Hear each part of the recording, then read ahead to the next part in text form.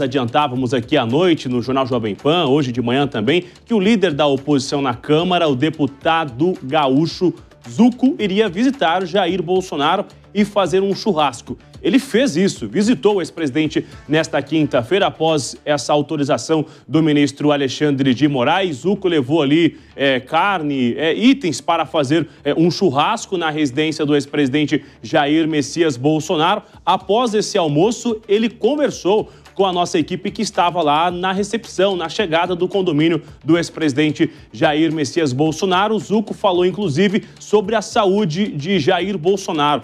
Vamos ver, então, a entrevista do líder da oposição, hoje um pouco mais cedo. É revoltante a gente ver um presidente da República usando a tornozeleira, com muito soluço, com uma saúde debilitada, hoje sendo cerceado a sua liberdade, sendo preso, sem ter sido nem condenado. Fui lá como um amigo que sempre esteve ao lado dele nos momentos bons e ruins, para conversar, para falar que estamos juntos, para falar do trabalho na Câmara, no Senado, como a sociedade está enxergando essa perseguição. Falar também que nós estamos denunciando para todas as embaixadas uma carta denúncia internacional que falam dos abusos que estão sendo cometidos pelo ministro Alexandre de Moraes. Essa é, então, a repercussão após essa visita a Jair Messias Bolsonaro aqui na capital federal e esse almoço rápido com o líder da oposição, deputado Coronel Zucco, que tem liderado essa obstrução, inclusive lá no Congresso Nacional. Ainda falando sobre esse caso do ex-presidente, saiu um novo levantamento do Datafolha, que indica que 51% dos brasileiros eles estão concordando com esta medida sobre o ex-presidente, que é a domiciliar. Vamos ver essa imagem, esses números, então, explicar como essas pessoas responderam segundo o Datafolha. Os que concordam com a domiciliar, 51%. Os que não concordam com esta nova decisão do Supremo Tribunal Federal, um pedido de prisão que foi considerado para a domiciliar, que é na residência do ex-presidente, recebendo inclusive visitas, 42%. Então tem uma diferença de 8 a 7 que concordam para os que não concordam. E aí os que não souberam responder, que não sabem, 4%. Esse é o retrato de momento, após, então, essas novas medidas do Supremo Tribunal Federal. A gente tem, inclusive, um outro levantamento, um outro número também, que é muito importante dessa decisão de Jair Bolsonaro. Ele está sendo injustiçado, cerca de 39% concordam que sim.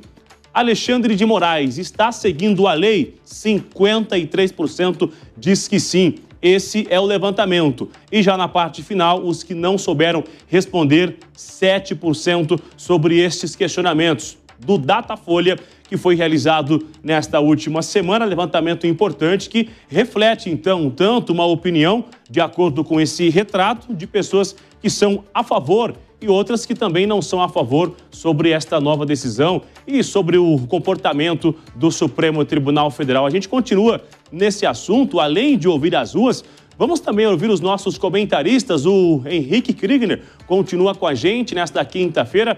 Retrato de momento. É exatamente isso ou as ruas andam dizendo outra coisa, Henrique?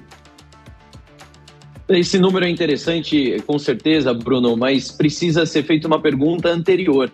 Se as pessoas entendem a real motivação, né, o que levou à prisão do ex-presidente Jair Bolsonaro. Uma questão é concordar ou não, porque, como eu disse em outra oportunidade aqui também, quando você olha para o processo como um todo e a maneira como foram conduzidas essas últimas movimentações que levaram à prisão domiciliar do presidente Bolsonaro, a não ser que você esteja intoxicado por paixões políticas, não tem condição de entender que isso seja uma medida legal, cabível.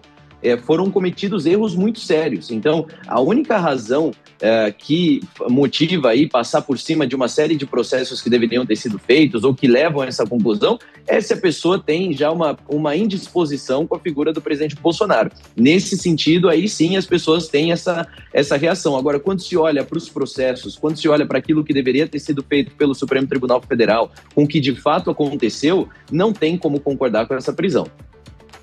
Agora, o ex-presidente Jair Bolsonaro descumpriu várias sanções impostas por Alexandre de Moraes, que por isso acabou tomando essa atitude de conceder ali, de pedir, né, a prisão domiciliar. Essas sanções, teria outra saída a Alexandre de Moraes ao descumprimento e não pedir a prisão? Teria uma saída menos, menos complexa, né? Menos punitiva, sem ser a prisão? Veja só, Márcia, a prisão do Bolsonaro foi determinada num inquérito que foi aberto para investigar o Eduardo Bolsonaro por um suposto ataque à soberania, confabulações com o Donald Trump para supostamente prejudicar o Brasil. E aí, neste inquérito que o juiz Alexandre de Moraes fez uma série de determinações.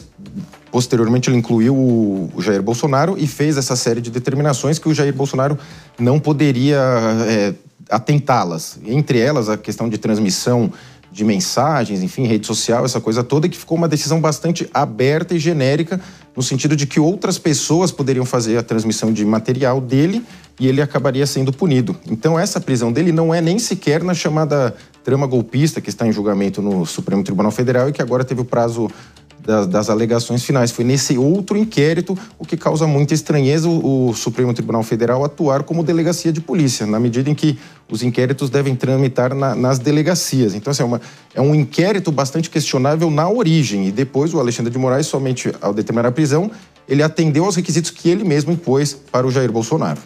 Obrigada pelas análises. Agora, 3h23,